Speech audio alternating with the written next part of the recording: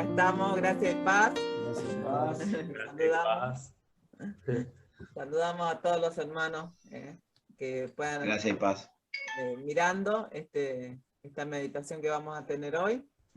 Y bueno, vamos a empezar, y va a ser un tiempo, unas varias reuniones que vamos a tener, va a hablar de las bienaventuranzas, del Sermón del Monte, de Mateo 5. Vamos a comenzar hoy con algunos versículos y así vamos a hacer hasta que terminemos todo el sermón. Leyendo con él, dije, qué lindo sería hacer todo un periodo, ¿no? Un tiempo de estudiar este sermón, que tiene tantas cosas, ¿no? Tiene muchas enseñanzas, ¿no? Y muy lindas, ¿no? Y todo mucho se dice la palabra bienaventurado, ¿no? Y yo pensaba, el mundo dice que para ser bienaventurado, dichoso, feliz, uno tiene que hacer esto, aquello, ¿no? Y Jesús dice todo lo contrario, ¿no? Es como que lo que el mundo dice, él va todo al revés, ¿no? Qué sé yo, para el mundo ser feliz es las cosas materiales, estar, ¿cierto? Se busca la felicidad, dicen vive esta vida, ¿no? Que no hay otra, y bueno, y así, ¿no? Pero el Señor dice todo lo contrario, Él va contra la corriente de este mundo, ¿no? Eso es lo que vemos acá, en este sermón. Entonces vamos a empezar, vamos a buscar Mateo 5, ¿eh? No, me voy yo a buscar. Por hablar. Mateo 5.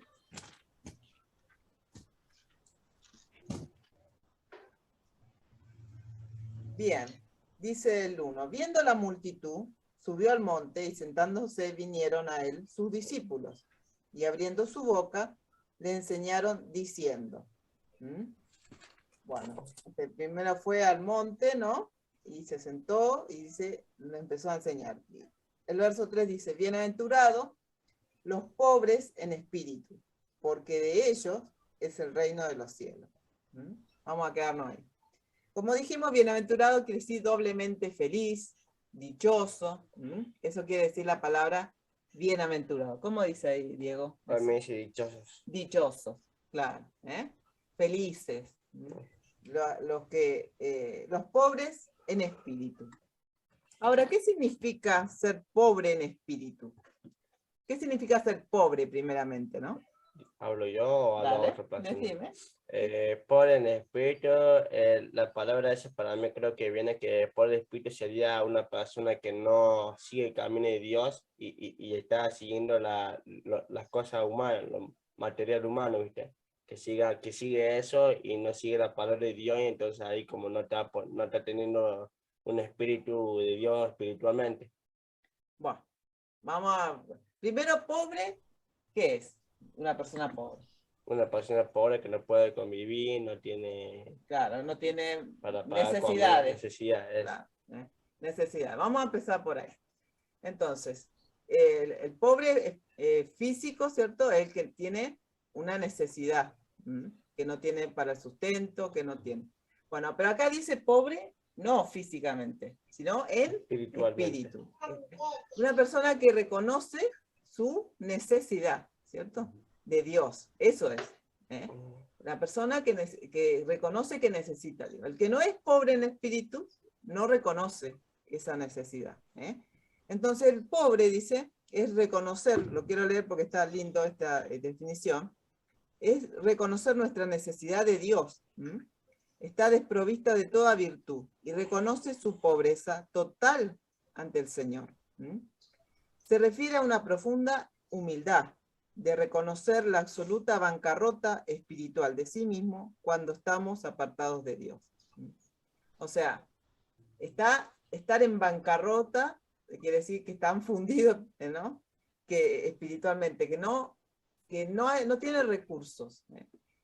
Si no tenemos eso, dice, no tenemos esa pobreza en espíritu, es imposible, ¿cierto?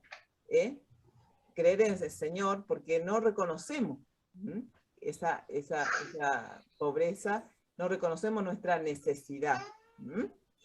Bien, vamos a buscar. Isaías, si podés buscar, Tomás, 57:15. Vos buscas Diego Mateo 18:4. Salud. Gracias.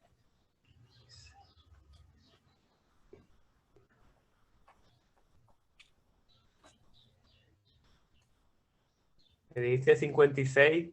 57:15. 57.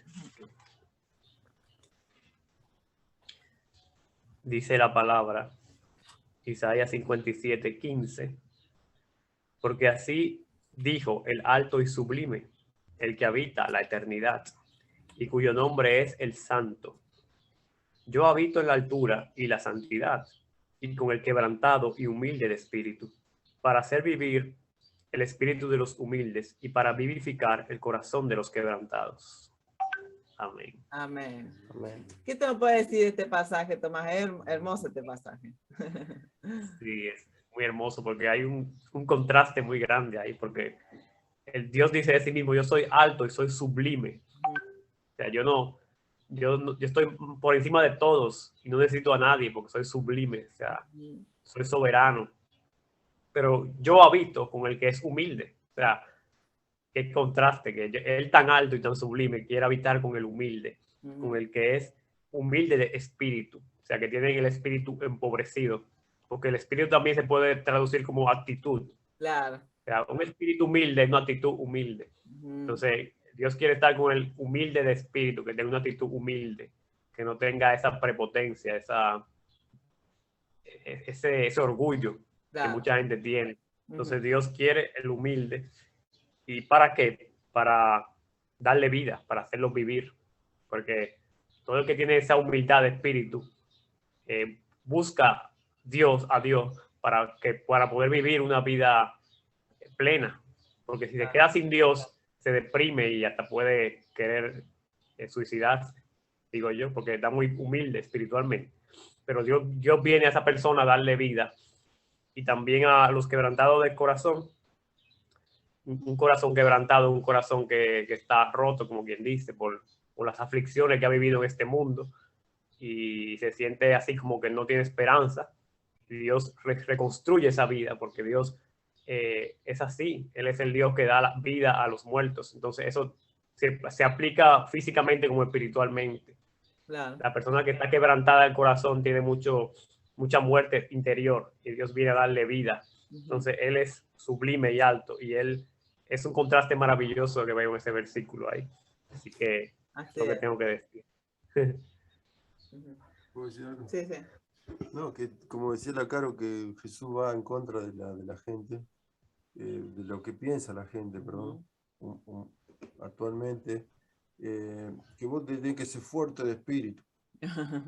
Claro. En vos, en tu interior está, ¿no es cierto? Vos podés, y así exactamente, te engrandan el yo, hasta, Sí. para Diego también te digo, todos tenemos un yo, ¿entendés? Yo Omar, yo Carolina, yo Diego, el yo. Eso se llama la Biblia del yo. Ese yo tiene que morir, o sea, tiene que estar bajo Cristo. Pero humanamente lo exaltan al yo, ¿viste? Yo Omar, yo puedo sobrellevar esto otro, no tengo trabajo, puedo sobrellevar, no tengo salud. Entonces te agigantan el yo. Pero acá es lo contrario. Reconocer que yo necesito de Dios, ¿entendés? Que yo no tengo recursos para sobrellevar tal cosa, tal otra, tal problema físico, tal problema emocional. Yo no. En el Señor sí, ¿entendés? Reconozco con humildad que no tengo los recursos. Entonces, por eso es difícil a veces llegar a las personas, porque ese orgullo lo tiene muy grande. Y como dijo Tomás, Jesús dijo, yo vine a buscar lo enfermo, no vine a buscar lo sano. Y la persona así agrandada se cree sano, que está bien, que él puede, que todo lo puede, incluso, vamos a hablar así. todos lo pueden porque son re agrandados, son autosuficientes. Y bueno, y Dios a esa gente pasan de largo porque no puede hacer nada Dios con ellos. No. Porque son fuertes. A sus ojos son fuertes. Son ricos. Son ricos, son potentes. El espíritu. No necesitan a un Dios que lo ayude, ¿entendés? No necesitan un Dios. Ellos mismos son Dios, ¿entendés? Se creen Dios, ellos mismos. Entonces, es así, es duro, pero son así. Por eso es difícil que conozcan a Dios, porque están tan agrandados que hasta que no le pasa algo y se humillan y tocan el suelo, nosotros decimos, lamben el piso, hasta ahí, e incluso hasta ahí tampoco se dan cuenta. No. Porque no quieren, no se doblegan. Bueno. Pero Por gracias eso. a Dios, que yo te pido, gracias a Dios que Dios trató conmigo y pude creer en Jesucristo, porque yo también era duro. Claro. Yo también. Es así, es así. Dice que son dichosos los pobres en espíritu, los humildes, los que reconocen que tienen una necesidad. Oh, ya empezó a hinchar el Zoom. Bueno, vamos a ver ahora Mateo 18:4. Falta 10 minutos. 18:4. Dice así, el título dice, ¿quién es el más importante? Así dice el versículo 4. El más importante en el reino de los cielos es el que se humilla y se vuelve como este niño. Claro, bueno, estamos hablando otra vez de la humildad, de la humildad, de reconocer. Solamente reconociendo nuestra necesidad, Dios puede ayudarnos, y dice, y de ellos el reino de los cielos. O sea que alguien que no es pobre en espíritu no va a entrar nunca, ¿cierto?, al reino de los cielos. Tenemos que reconocer esa humildad, que necesitamos, mejor dicho, reconocer que somos pecadores, que necesitamos a Dios. Entonces eso es muy importante, por eso yo creo que ahí empieza, ¿no? Él con esa actitud, ¿no?, del corazón, porque ahí empieza todo, ¿no? Mientras no haya eso, no se puede comenzar en el camino del Señor. Bueno, y vamos ahora al verso 4, que dice, bienaventurados los que lloran, porque ellos recibirán consolación. Bueno, y acá vemos otra vez un contraste, ¿no? Este mundo, el llanto, el llorar, ¿qué quieren las personas? Y alegría, jolgorio, ahora que vienen, ¿cierto?, estos tiempos, ¿no? Jolgorio, alegría, todo lo que es llanto, ¿no? Aléjalo, ¿no? Todo lo que es triste, ¿no? No hay que ir a estar con los enfermos porque es triste. No hay que estar con cosas porque es triste, ¿no? Todo se busca, ¿no? La alegría, el sentirse bien, el ser feliz. Pero acá Jesús dice, bienaventurados los que lloran, ¿no? Qué lindo, ¿no? Qué distinto, ¿no?, el mensaje. Dicen, los que siguen a Cristo son los verdaderamente felices. Eso es lo que un poco nos está enseñando. Y que lloran. Y vamos a ver, ¿qué les parece? ¿Jesús lloró?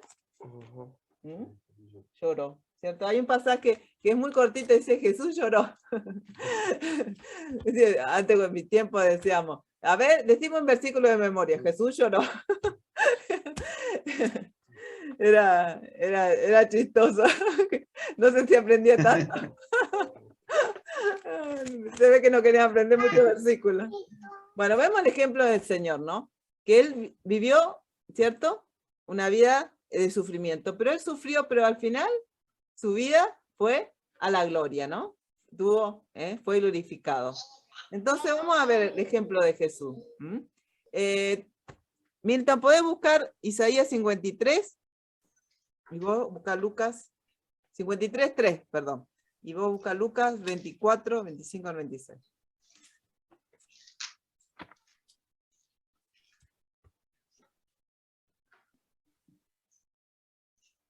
Búscalo si querés. Ahí no. ¿Cuánto? Amén. 24, 25, 26. Amén.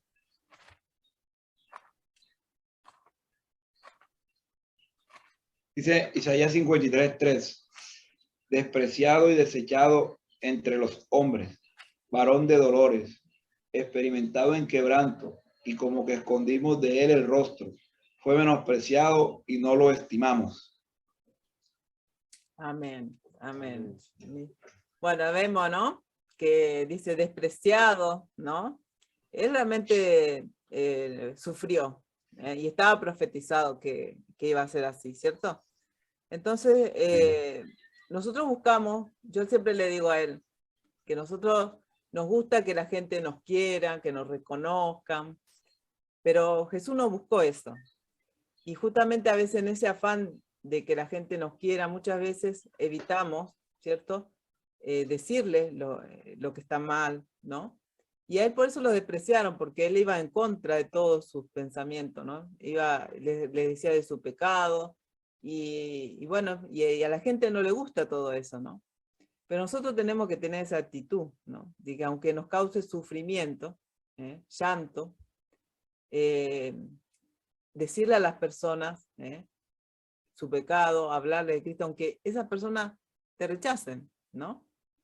Aunque eso haga que seamos vistos mal, ¿no? Como Jesús vivió, ¿no? Y Lucas 24. 24, 25, 26. Entonces Jesús les dijo: oh insensatos y tardos de corazón, para creer todo lo que los profetas han dicho. ¿No era necesario que el Cristo padeciera todas estas cosas y entrara en su gloria? Ahí está.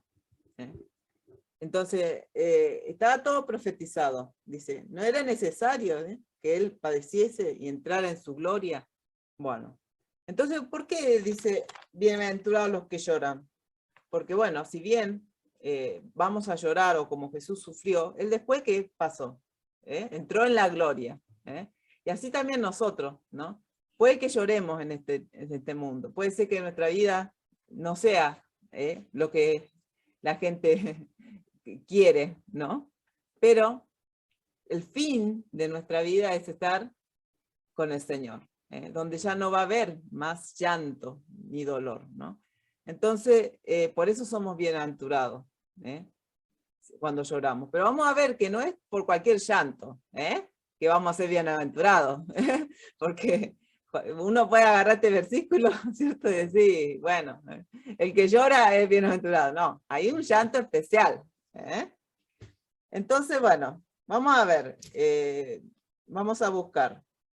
Vamos a ver que el llanto, hay un llanto que es, ¿cierto?, por el pecado. Cuando uno peca, y uno reconoce que es pecador y peca, ahí viene una tristeza, ¿no?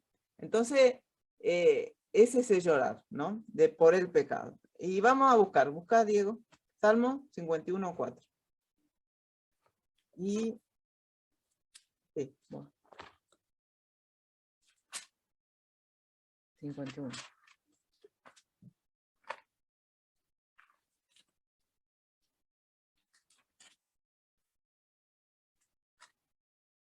Ahí está. Sí.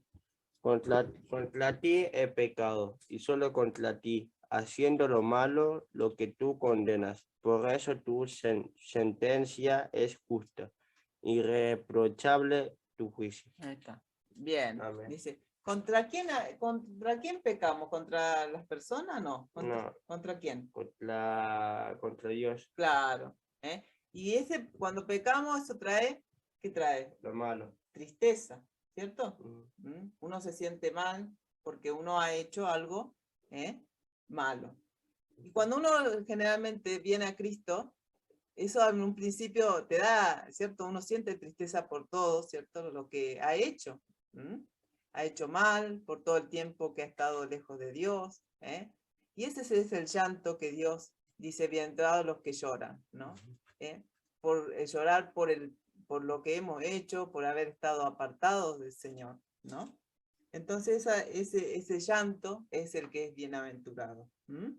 También a veces podemos llorar, como dijimos, por nuestro propio pecado, pero también podemos llorar nos trae llanto el pecado de los demás, porque estar en un mundo de pecado también trae a veces aflicción a nuestra vida, ¿cierto? Ver el pecado de los demás. Entonces vamos a buscar. Tomás, si puede buscar Ezequiel 9:4. Vos, Milton, ¿podés buscar 2 de Pedro 2, del 7 al 8? Vos buscás Salmo 119 y 120. Ezequiel 9:4, pero después de que volvamos, porque ya queda sí, poco tiempo. Perdón, gracias por avisarme, porque yo me engancho. Sí. Bueno, nos vemos, cortamos y salimos. Ok, bye. Ezequiel. Ahí. Bueno, sí, lee Ezequiel. Ezequiel 9:4, me dijiste. Sí. Uh-huh. Ok, dijo, y le dijo Jehová, pasa por en medio de la ciudad, por en medio de Jerusalén, y ponles una señal en la frente a los hombres que gimen y que claman a causa de todas las abominaciones que se hacen en medio de ella. Ahí está. Amén. Estábamos hablando de que también uno llora por su propio pecado, pero también por el pecado de los demás. Y ahí lo vemos, ¿no? Como habla, ¿no? Sí. ¿Cierto? ¿Qué nos dice ahí, Tomás, ese pasaje? No, ese pasaje me estoy acordando que lo usamos el día que hicimos la meditación de la misericordia de Dios y sus límites. Me acuerdo. Sí. Que Dios había mandado sus ángeles para que hagan un juicio en la ciudad, y había mandado junto con los ángeles que iban a hacer el juicio otro ángel que marcaba a la gente, pero nada más la gente que eran fieles a Dios, que estaban gimiendo, que estaban, como dice ahí, clamando, porque veían todas las abominaciones que se hacían en la ciudad y estaban día a día afligidos con eso. Y Dios mandó a ese ángel que los selle para que cuando vengan los ángeles que iban a hacer el juicio no le hicieran daño a ellos. Por lo cual Dios es justo porque guardó a los que eran de él.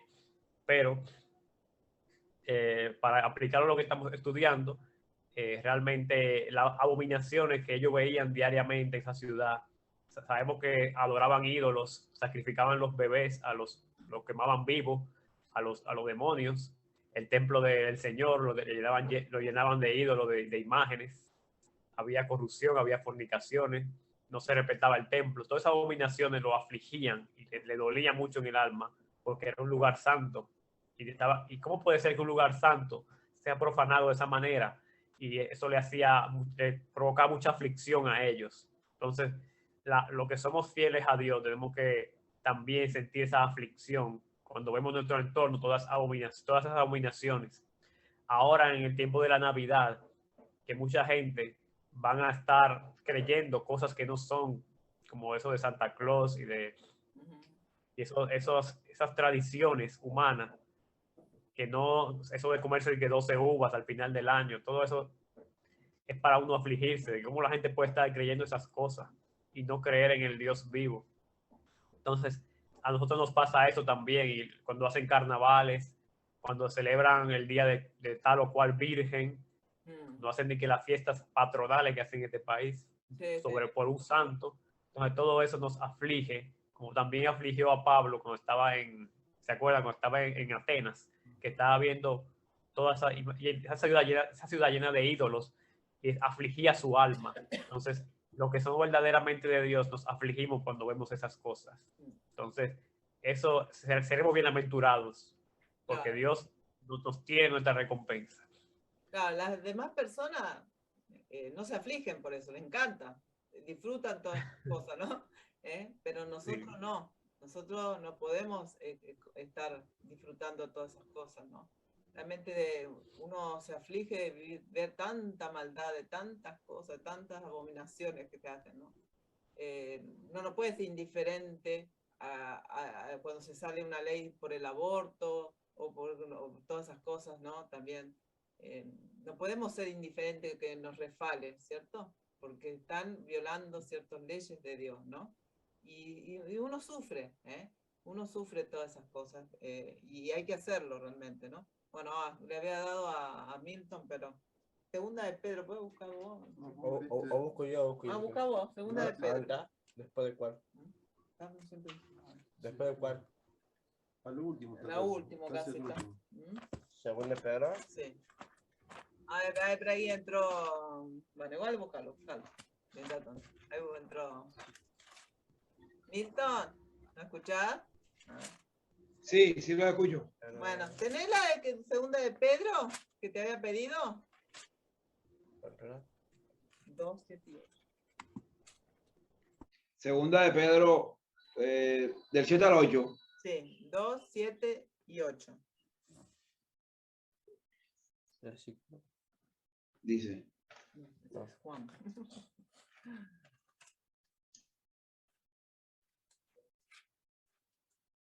Sí. Dice, y libró al justo Lot, abrumado por la nefanda conducta de los malvados. Porque este justo que moraba entre ellos, afligía cada día su alma justa, viendo y oyendo los hechos inicuos de ellos. Milton, ahí estábamos hablando de llorar por el pecado de otros. Vamos comentando un poco eso. ¿Qué te dice ese pasaje? ¿Nos comentamos un poquito? Sí, claro. Podemos ver que hace bastante referencia al tema tratado por lo que Lot estaba sufriendo o estaba abrumado. Es por las consecuencias del pecado del pueblo. Básicamente estaba como en otros pasajes de las escrituras que nos hablan de que hubieron hombres como Nehemías, como Esdras, que lloraban por el pecado del pueblo. Asimismo Lot también estaba llorando y se ha abrumado por la conducta de aquellos que se conducían mal en el camino de Dios. Entonces fíjese que él afligía su alma de una manera, digamos, no directa, sino indirectamente hacia el pecado de los demás. Y es la actitud de aquel que reconoce, aquel que es humilde verdaderamente para entender de que la persona, nosotros estábamos del lado anterior, del otro lado, como se diría en esta época, y al pasar ya a los lados de Cristo podemos entender y darnos cuenta de que tenemos que abrumarnos también por el pecado que acosa, digamos, al ser humano, esclaviza para no llegar a los pies de Cristo. Y esos mismos hechos son los que nosotros nos deben llevar a una vida de oración para pedirle al Señor que nos libre, no solamente a nosotros, sino a todos aquellos que se conducen en ese pecado. Entonces es muy importante mirar lo que Lot hacía, indiferentemente, perdón, no directamente hacia él, sino indirectamente hacia los demás, pero con una actitud de total reverencia hacia el pecado y perdón, me equivoqué, no total reverencia hacia el pecado, sino total reverencia a los pies de Dios, para entender de que el pecado es el que, perdón, ocasiona pues la desgracia del hombre. Claro. Y acordémonos que Lot estaba rodeado, ahí creo que está hablando ahí cuando estaba en Sodoma, ¿no? Y Gomorra, y era también por todo sabemos que cómo era Sodoma y Gomorra, ¿no? Ay, perdón. Que había mucho homosexualismo, mucha depravación, ¿no? Y bueno, hoy está eso a full, ¿no? Realmente. Entonces, realmente hace que aflijamos nuestra alma, ¿no? Salmo 119, 130. Ríos de lágrimas vierten mis ojos, porque ellos no guardan tu ley. Ah, ahí está, ¿ves? Ríos de lágrimas, ¿no? Sí. Entonces, bueno, a veces, yo digo que a veces nos acostumbramos tanto al pecado, sabemos que como estamos en este mundo, ¿no? Y es como que ya, yo digo, nos hacemos un poco ya, ¿no? Pero yo estaba meditando eso en estos días, ¿no? Que no debemos naturalizar las cosas, ¿no? No debemos decir ya, bueno, estamos, ¿viste? Porque tendemos a hacer eso, ¿no? Entonces Dios me hablaba de eso, de que realmente tenemos que tener, sufrir, afligir nuestra alma por todo lo que vemos, porque a veces sí nos afligimos, pero no quizás como ellos lo hacían, ¿no? Realmente, para pensarlo, ¿no? Como que ya nos acostumbramos, ¿no? Tanto a ver tanto, ¿no? Pecado que ya no nos aflige tanto, diría yo. Bueno, entonces dice que vienen todos los que lloran porque ellos recibirán, dice, consolación. Vamos a entrar en la consolación. Bueno, busca, Diego. 2 Corintios 1:3. Y, a ver, va a andar buscando Juan 14:16. Vos, Tomás, podés buscar Salmo 126:5 y Milton Apocalipsis 7:17. Estoy vaga, no busco nada, ¿eh? Hasta que tengo al perro acá que... Corintios está después de... A ver. Ahí, 2 Corintios. Ahí está. ¿Cuánto? 1:3. Lee el 3. Acá. El título dice Acción de Gracias. Dice, alabado sea el Dios y Padre de nuestro Señor Jesucristo, pues Él es el Padre que nos cuanto a ustedes, porque nos consta que así como tienen parte en los sufrimientos, también tienen parte en el consuelo. Ah. Amén. No, pero no, Diego, te pasaste. Acá. Ah, no, me fui para eso. Bueno, de acá. Pues es el Padre que nos tiene compasión y el Dios que siempre nos consuela. Me bueno.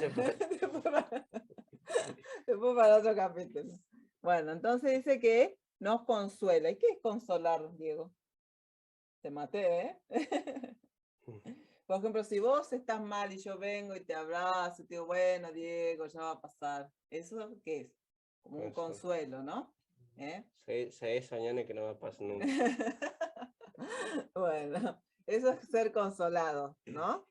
Que estamos mal, como que dice que los que lloran, serán consolados, Y él dice que es nuestro, ¿quién es nuestro consolador? ¿Quién es el que nos consuela? Jesucristo. Jesús, Padre de toda consolación. Él es el que nos consuela en este tiempo. Y después también vemos que el Espíritu Santo es nuestro consolador, porque Él se fue, dice, y nos va a dejar a un consolador.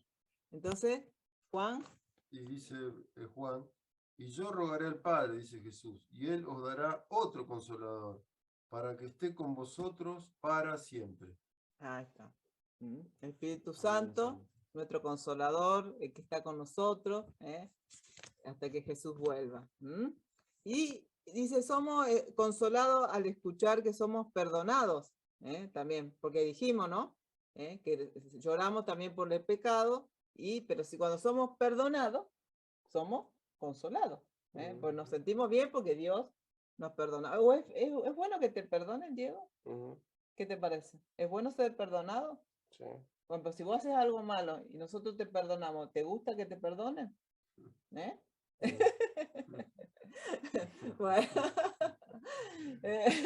Bueno, eso lo usamos bastante, ¿cierto? Perdón y bueno, en fin. Bueno, entonces hay una dicha de ser perdonado. Todos nos gusta que nos perdonen cuando hacemos algo, ¿cierto? Que no va, que hicimos algo mal. Cuando no somos perdonados nos sentimos mal, ¿cierto? Y eso nos da un consuelo. ¿Tener el Salmo 126?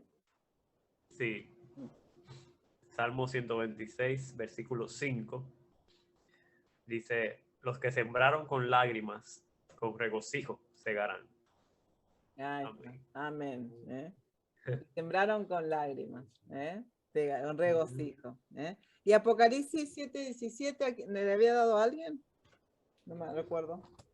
Creo que a Milton. A Milton. Sí, amén. Apocalipsis 7:17, ¿verdad?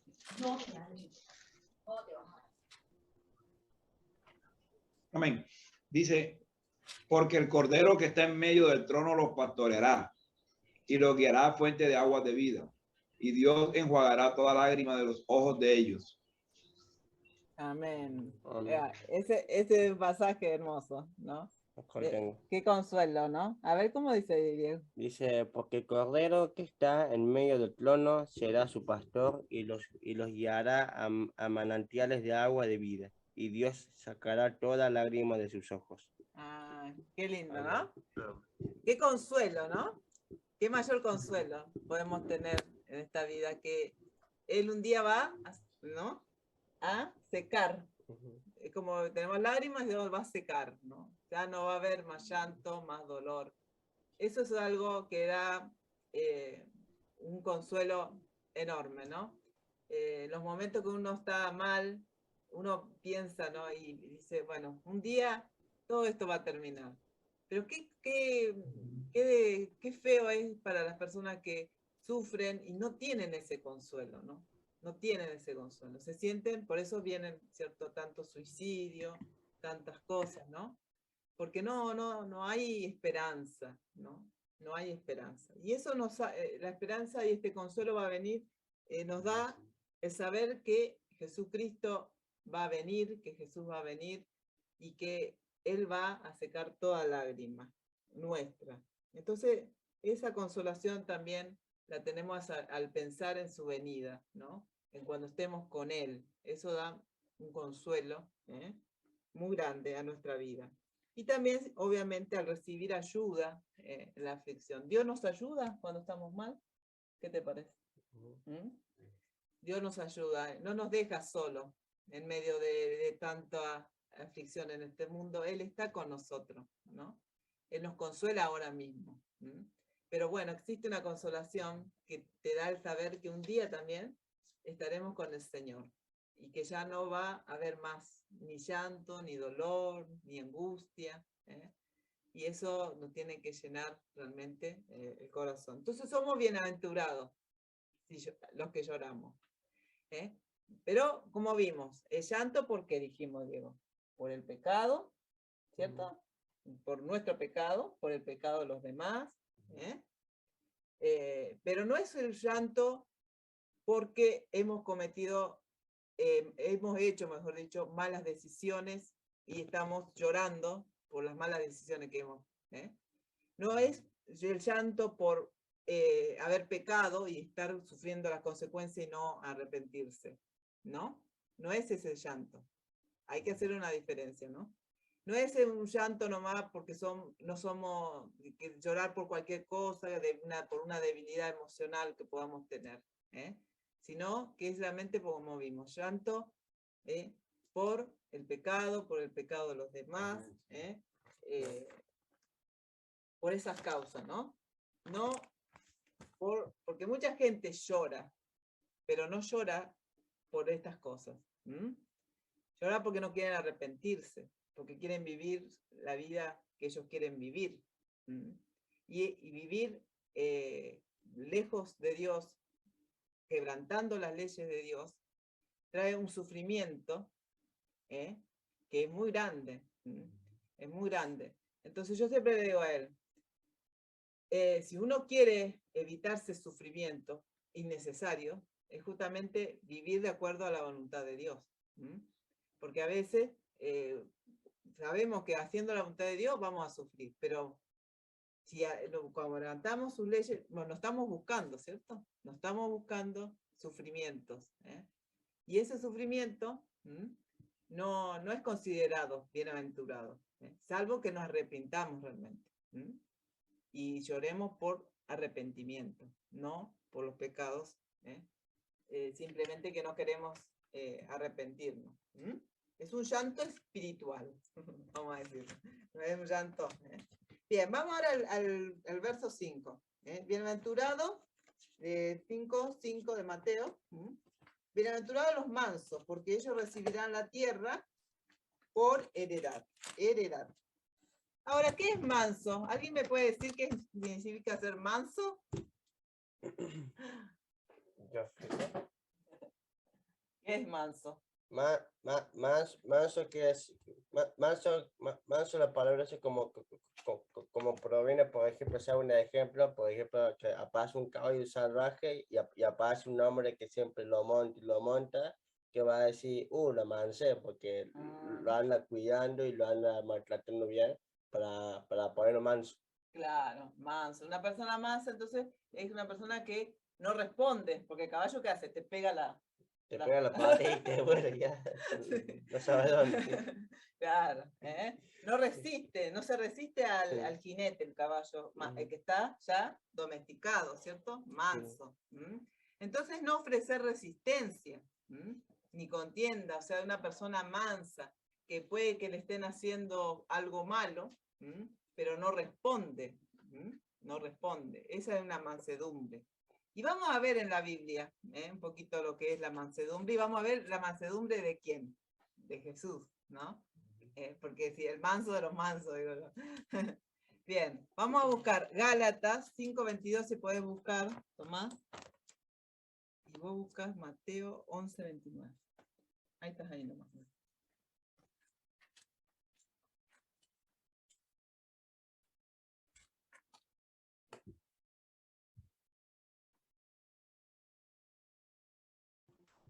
Gálatas 5:22. Sí. Dice, mas el fruto del Espíritu es amor, gozo, paz, paciencia, benignidad, bondad, fe, mansedumbre, templanza. Contra tales cosas no hay ley. Amén. Amén. Entonces, Amén. ¿qué es? ¿Producto de qué es la mansedumbre, Tomás? Del Espíritu Santo en nosotros. Claro. La presencia de Dios en nosotros. Claro. Entonces, cuando no hay mansedumbre, ¿qué está pasando ahí? ¿No estamos? Sí, estamos alejándonos de Dios, no estamos produciendo ese fruto que deberíamos producir, porque no estamos obedeciendo la palabra de Dios. No tenemos una relación con Dios en ese momento, o la tenemos muy debilitada. Muy debilitada, claro. Cuando estamos fallando en eso, cuando estamos respondiendo, cuando no podemos ser mansos, entonces algo está pasando en nuestra relación que nos está demostrando el fruto, ¿no? ¿Y el Mateo 11:29, Diego? El 11:29 dice, acepten el yugo que les pongo y aprendan de mí, que soy paciente y de corazón humilde. Así encontrarán descanso. Claro, bueno, esa otra versión. Pero dice, no, aprende de mí que soy manso, humilde de corazón. Y vamos a ver el ejemplo de Cristo, ¿cierto? Como vimos recién en Mateo, que él realmente fue un ejemplo de mansedumbre. ¿Y por qué? Vamos a ver que fue un ejemplo de mansedumbre. Vamos a ver primera de Pedro 2:23. No sé si le di algo. No te di.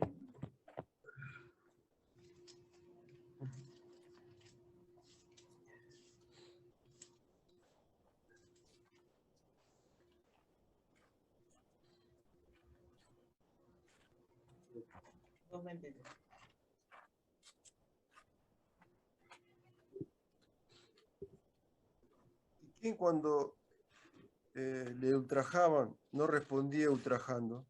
Cuando padecía no amenazaba, sino que se encomendaba a aquel que juzga con justicia. Ah, bueno, entonces, ¿qué vemos ahí? 2:23. ¿Qué vemos, Omar? Y que acá se refiere a Jesús. Se refiere a Jesús que cuando él estaba sufriendo el tema de la crucifixión, antes de que lo crucifiquen, como lo insultaban, le pegaban, se burlaban, y él se encomendaba, dice, a aquel que juzga con justicia. O sea, que no respondía, no respondía como le estaban haciendo, o sea, pegando y esas cosas. Lo aceptaba, como dice la Biblia, como fue un cordero que fue llevado al matadero. Claro. Entonces, ahí vemos la mansedumbre, ¿cierto? De Jesús. Milton, ¿qué nos puede decir esto de la mansedumbre de Cristo?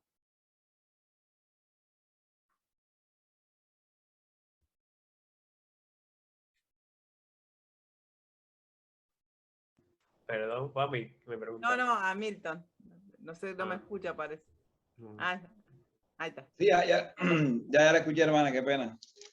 De la mansedumbre, me hablaba. Bueno, como leímos ahorita, la mansedumbre no es más, ¿verdad?, que la bondad y humildad.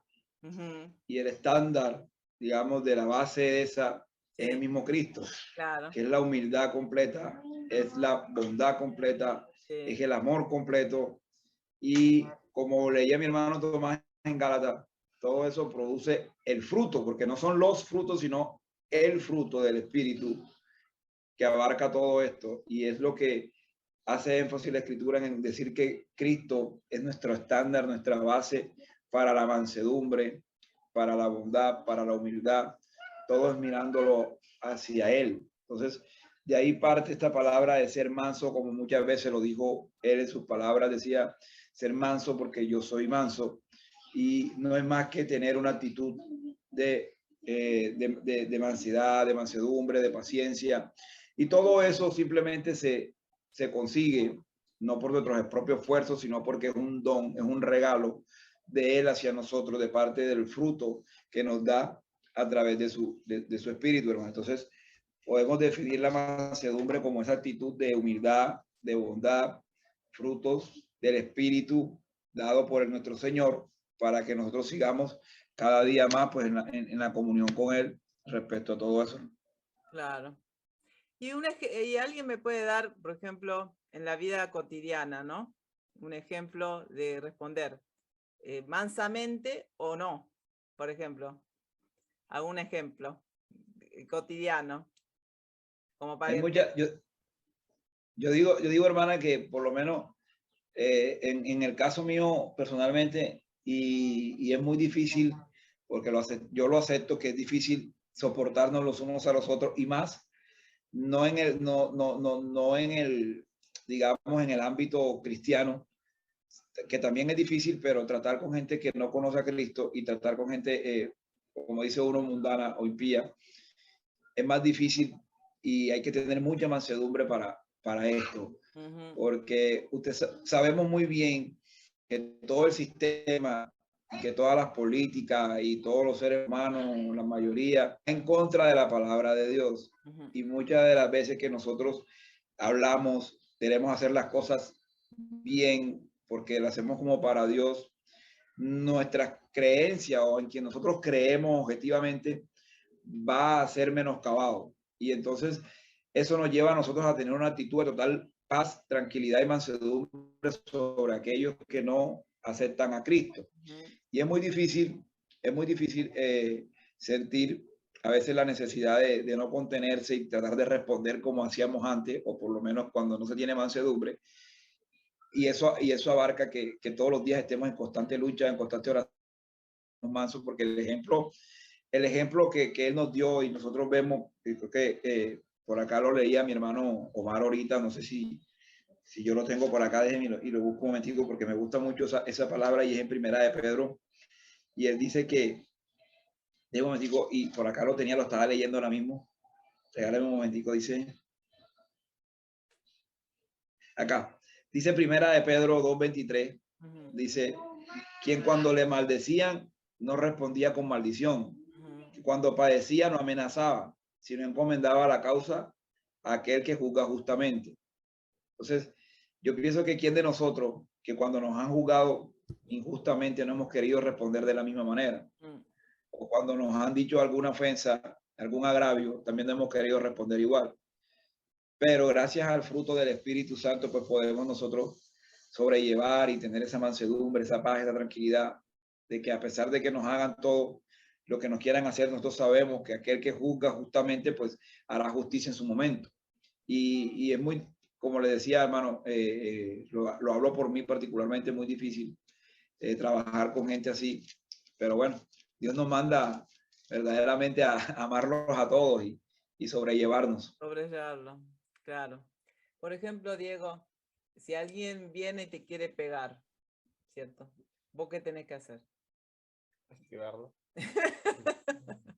Bueno, sí, esquivarlo, pero... Sí, salir corriendo. Corro. Salir corriendo, pero... No responde nada, pero lo esquivo, corro. Bueno, pero no responderle, ¿no? No responderle. No. O sea, porque Jesús podría haber respondido, mandar ángeles que les haga algo, podría haber hecho algo, pero él lo aceptó todo, ¿cierto? Él lo aceptó, fue manso. Y así tenemos que ser ante la provocación. O alguien viene y te dice algo y uno tiene, ¿cuál es la tendencia de uno? Contestarle de la misma manera, decirle lo mismo, peor, ¿no? Pero Dios no quiere eso, ¿no? Quiere que nosotros, aunque nos hieran, aunque nos hagan cosas, nosotros, ¿cierto? Respondamos mansamente, lo mismo con mansedumbre, dice, hay otro pasaje que no me acuerdo ahora bien, de cuando exhortamos los hermanos, con mansedumbre, tranquilo, no y al hermano con toda la artillería, ¿no? Como quien dice, ¿no? Sino manso, considerándonos, porque todos tenemos, ¿cierto? Cosas, todos erramos en un momento, ¿no? Pero a veces vamos con, viste, con todo, ¿no? Con toda la artillería, digo yo, ¿no? Y no es así. Hay que exhortar, pero con mansedumbre también, ¿cierto? Con mansedumbre, con amor, no ir con todo, ¿cierto? Entonces, bueno, vemos realmente el ejemplo del Señor y que, bueno, no, como decía, estuvimos diciendo, solamente es el producto, el fruto del Espíritu de Dios en nosotros que debemos dejar que se manifieste, ¿no? Y pedirle perdón a Dios cuando en algún momento eso falla, esa mansedumbre, esa humildad, porque sí, está unido a la humildad, a ser apacible, una persona apacible. Y dice, heredarán la tierra. Heredar, ¿qué es heredar? Algo. Por ejemplo, ¿te acuerdas que yo te expliqué? Yo tengo una casa, y yo se la dejo a otra, a mis hijos o a otra persona. Entonces, ¿qué estoy haciendo? Heredando. Entonces vos, si yo te lo dejo a vos, vos sos mi heredero. ¿Vos hiciste algo para esa casa? No, yo te la di. Bueno, entonces es una herencia, la tierra. Bueno, acá hay muchas interpretaciones, ¿cierto? De que, porque algunos dicen que es el tiempo del milenio, que era, que muestran, ¿no? De que en el Antiguo Testamento, que eran la tierra, bueno, hay varias interpretaciones, ¿no? Vamos a ver, Salmo 37, 11. Salmo.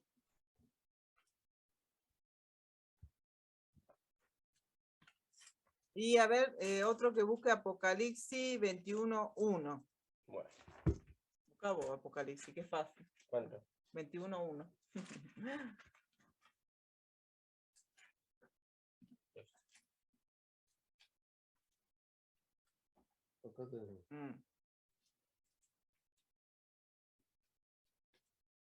¿Y Salmos cuánto? 37, 11. Sí, léelo. Mas los humildes poseerán la tierra y se deleitarán en abundante prosperidad. Ahí está. Tomás, ¿qué significa? A ver, porque yo estuve leyendo esto de la tierra, ¿no? ¿Cuál es tu interpretación de este pasaje? De que heredarán la tierra. Bueno, es un pasaje que es una promesa. Entonces, sabemos que toda la promesa de Dios será cuando Él venga en su reino. Entonces, para mí que cuando Cristo venga y destruye este sistema del mundo que está gobernado por Satanás, ahí es cuando ya los mansos heredarán la tierra. Porque en este mundo actual no son los mansos que están gobernando la tierra, sino los impíos, los que están más alineados a la agenda de Satanás. Esos son los que están gobernando. Esos son los que dictan las leyes de este mundo y son los que poseen la tierra. Entonces, cuando Cristo venga, que destruya todo ese sistema anti-Dios que hay ahora, claro. Entonces Él le dará la heredad a los humildes, a los mansos, claro. a los que han creído. Claro. Entonces, para mí es una promesa futura cuando Él venga. Claro, una promesa futura. Y bueno, sabemos también que, bueno, que Dios va a hacer un cielo nuevo, una tierra nueva, también puede entrar por ahí también, que lo vamos a heredar como hijos, ¿cierto? Porque generalmente, ¿quiénes heredan? Los hijos, ¿cierto? Entonces, como hijos de Dios, vamos a heredar, si somos mansos. Entonces, ¿cómo dice Apocalipsis 21? 1. Dice, después vi un cielo nuevo y una tierra nueva, porque el primer cielo y la primera tierra había dejado de existir y también el mar. Claro, ahí está. Nosotros esperamos cielo nuevo y tierra nueva. Entonces, eso es una promesa que tenemos a los que somos mansos. Bien, ahora vamos a Mateo vamos a seguir Mateo 5:6, que dice, bienaventurados los que tienen hambre y sed de justicia, porque ellos serán saciados. Dice que los que tienen hambre, ¿es hambre física o qué, Diego? Acá dice, estos son los que tienen hambre y sed de la justicia, porque serán satisfechos. Creo que es espiritualmente. Ah, muy bien. No es el hambre físico, Bueno, que vos sabes mucho. Bueno, pero ahora tengo hambre física. Ah, sí, ya está teniendo hambre físico. Bueno, acá dice hambre, que es un deseo, ¿cierto? Un anhelo intenso. Un anhelo intenso, una búsqueda. ¿Pero de qué? Dice de justicia. Ahora, sabemos que somos justos por la justicia del Señor, por lo que Él ha hecho, ¿cierto? Porque Él fue justo, entonces se nos imparte. Pero a la vez, también nosotros, si somos, tenemos la justicia de Dios, tenemos que hacer obras de justicia, ¿no? Entonces este deseo es de hacer obras, tenemos que tener un deseo, ¿cierto? De hacer obras de justicia, de un deseo espiritual, una búsqueda de hacer justicia.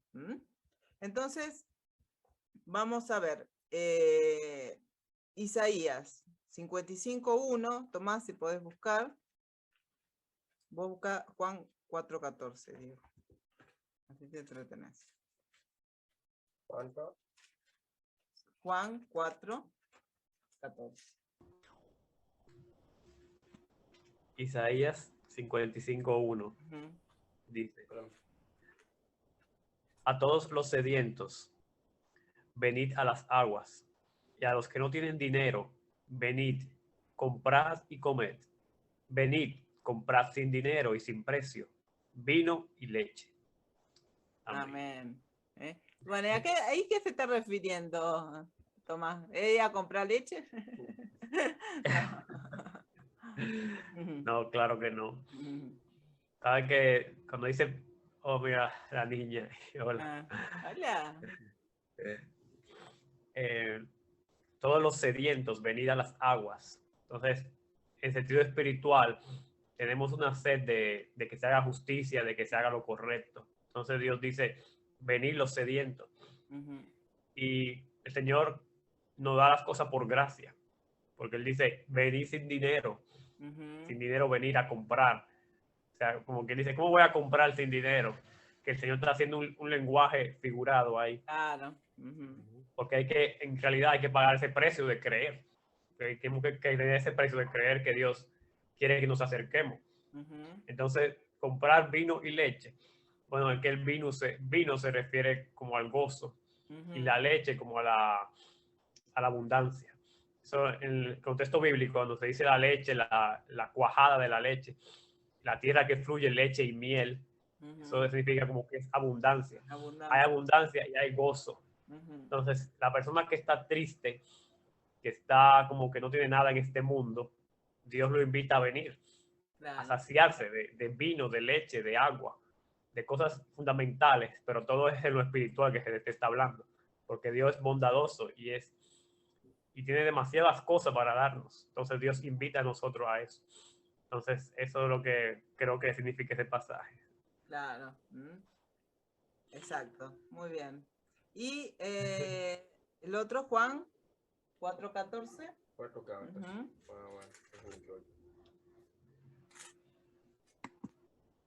Juan 4:14.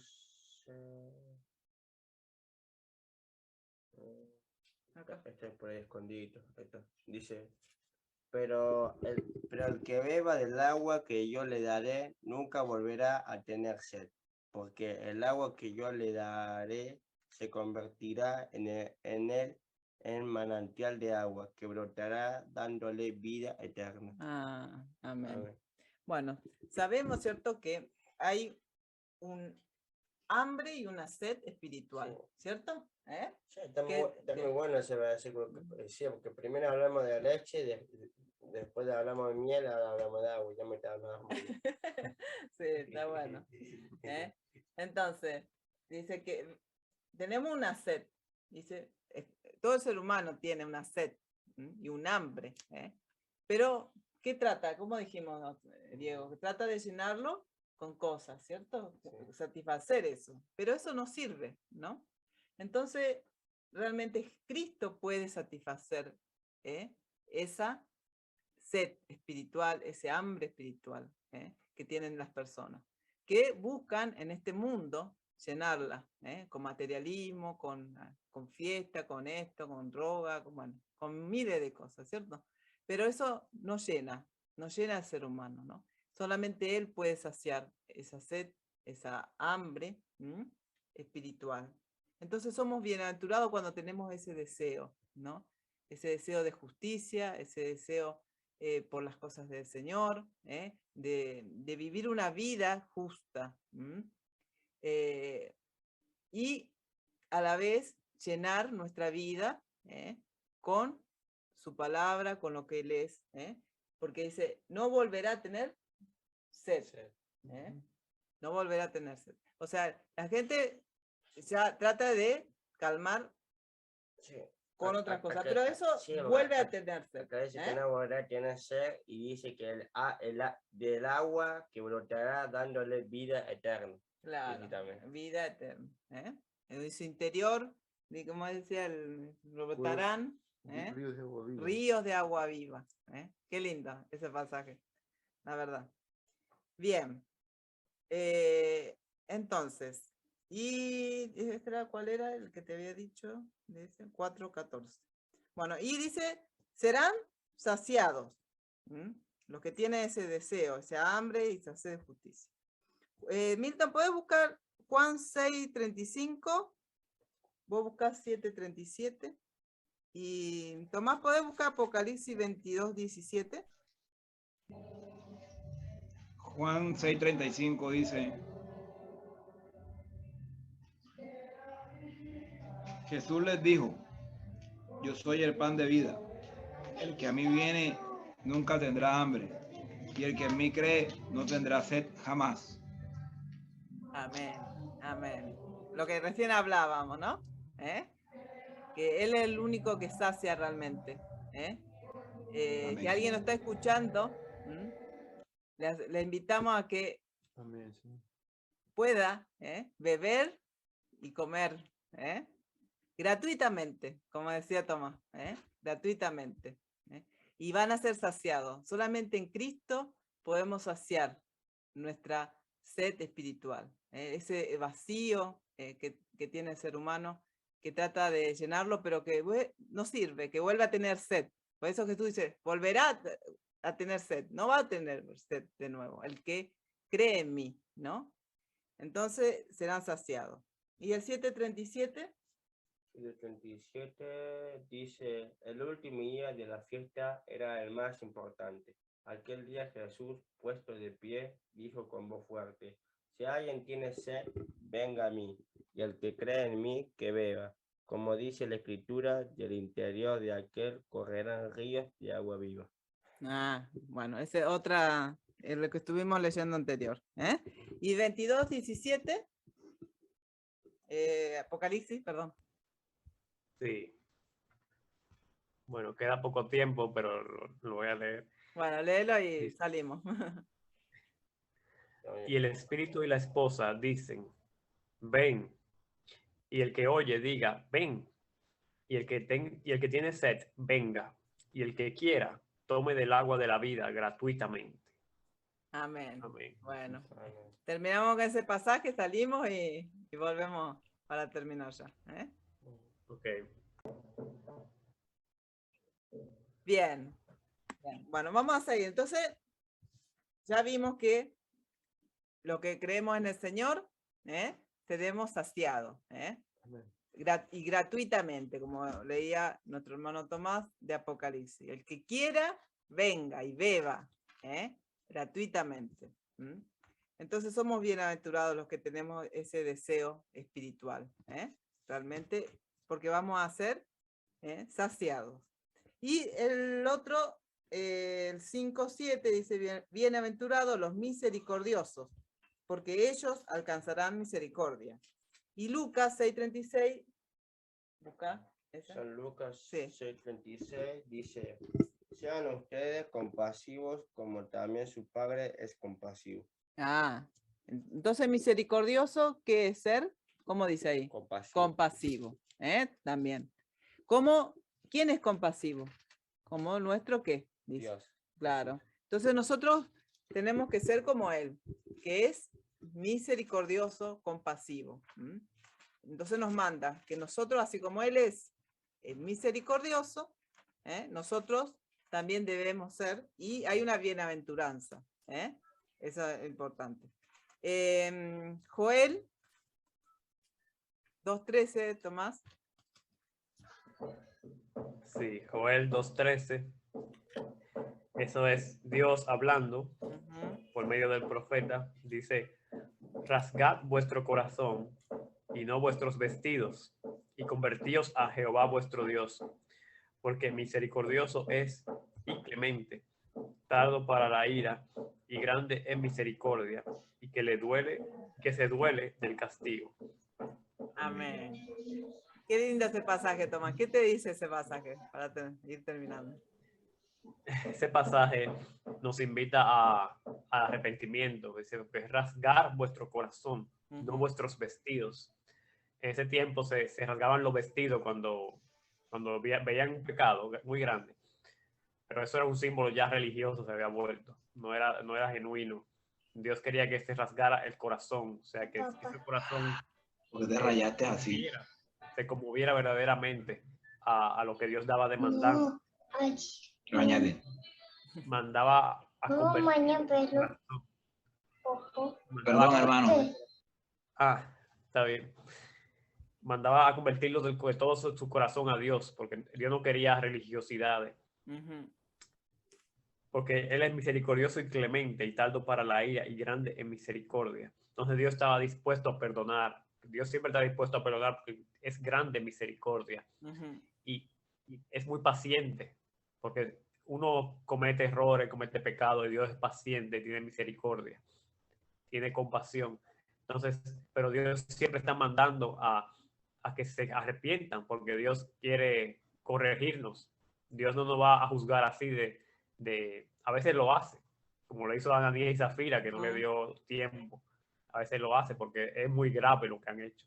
Pero Dios siempre está tratando de, mire, arrepiéntese, cambie, porque es lento para la ira. Entonces, Él es muy misericordioso. Entonces, eso es, para el que se arrepiente, Dios tiene misericordia de él y se duele del castigo. O sea, Dios no quiere castigar a nadie. Dios lo que quiere es que se arrepientan. Pero si no se arrepienten, va a tener que castigar porque Él es justo. Claro.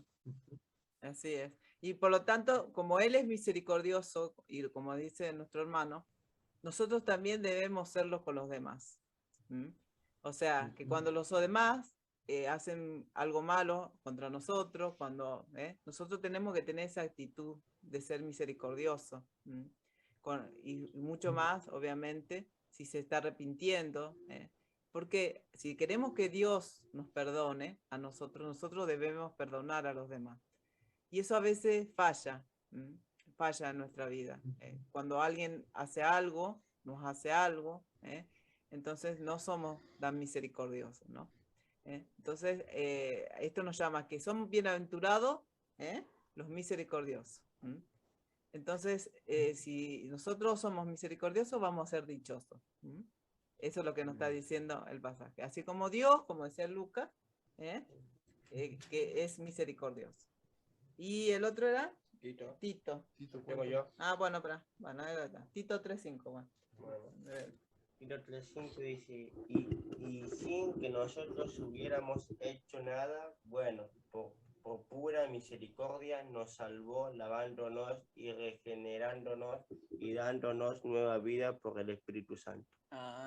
¿Viste? Amén. ¿Por qué nos salvó? Por su misericordia. Él tuvo misericordia de nosotros. Sí.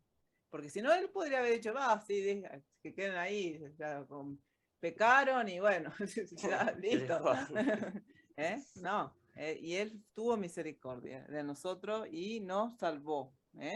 Y bueno, a ver cómo dice, y si nosotros, por pura misericordia, nos salvó, lavándonos, dice, regenerándonos y dándonos una nueva vida. Qué lindo ese pasaje. Bien, y Proverbios 3:3 dice, nunca se aparten de ti la misericordia y la verdad. Átala a tu cuello, escríbela en la tabla de tu corazón. Amén. O sea que es algo que dice que nunca se debe apartar de nosotros la misericordia y la verdad. Milton, ¿podés buscar Miqueas 6:8? Claro, sí, claro.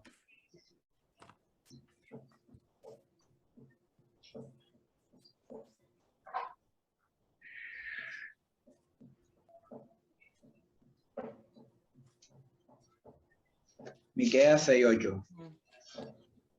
Dice así, Miqueas 6:8, dice, oh hombre, él te ha declarado lo que es bueno. ¿Y qué pide Jehová de ti? Solamente hacer justicia y amar misericordia y humillarte ante tu Dios. Amén. ¿Y qué nos puede decir Milton de ese pasaje tan lindo?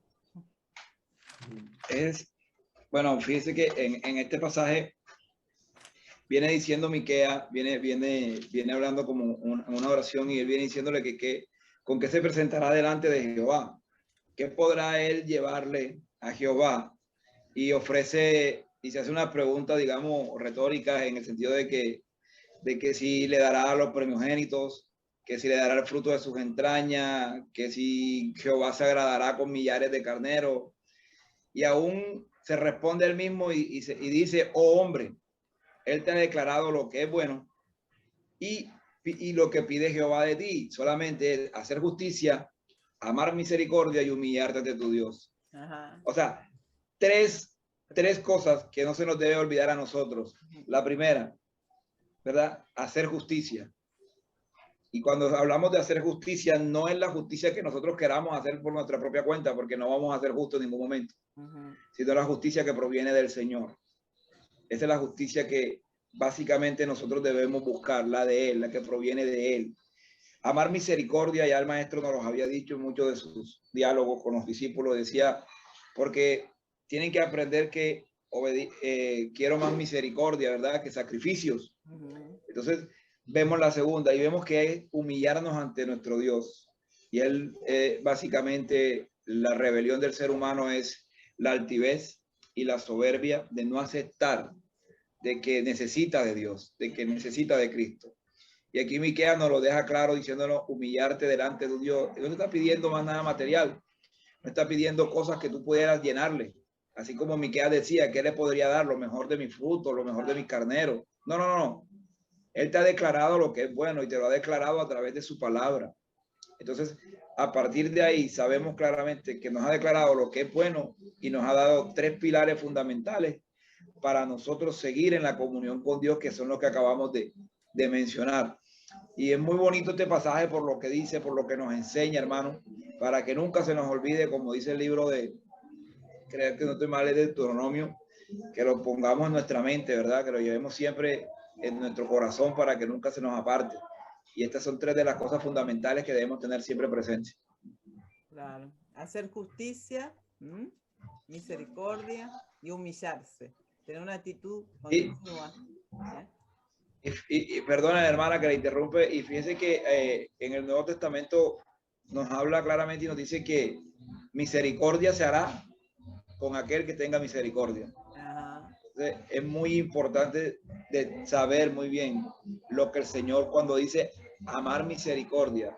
Tenemos que amar la misericordia, no solamente hacerla por quererla hacer, es amar esa misericordia que hagamos, hermano.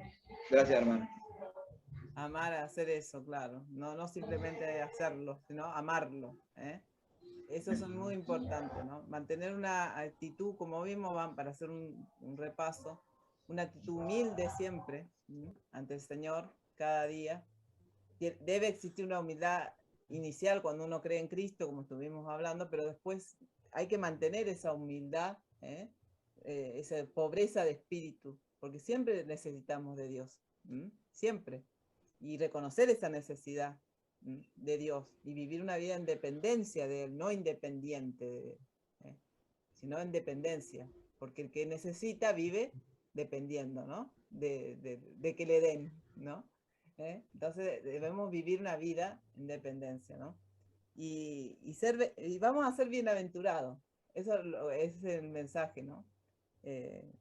Si somos pobres en espíritu, si lloramos, si somos mansos, si tenemos esa sed espiritual de justicia, de vivir una vida justa, y si somos misericordiosos. Porque, como dijo nuestro hermano Milton, si queremos recibir misericordia, nosotros debemos serlo.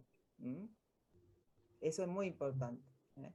Así que bueno, por hoy dejamos acá, vamos a seguir en los próximos domingos escudriñando el Sermón del Monte. Pero en pocos versículos hemos hablado muchas cosas, ¿no? Realmente. Sí. Transmisión, ¿va a cortar? Sí, ahora voy a cortar. Bueno, sí, buenísimo lo que hemos estudiado, lo hemos leído y vamos a cantar una última canción. Vamos a cantar la canción. Bueno, ahora cortamos. Por eso te decía. Sí. Bueno, vamos a saludar a los hermanos, los saludamos a los hermanos, que puedan estar mirando luego esto. Que el Señor les bendiga y bueno, y a seguir leyendo su palabra, escudriñando su palabra, y están todos invitados a participar. Gracias y paz. Gracias y paz. Nos vemos. Paz.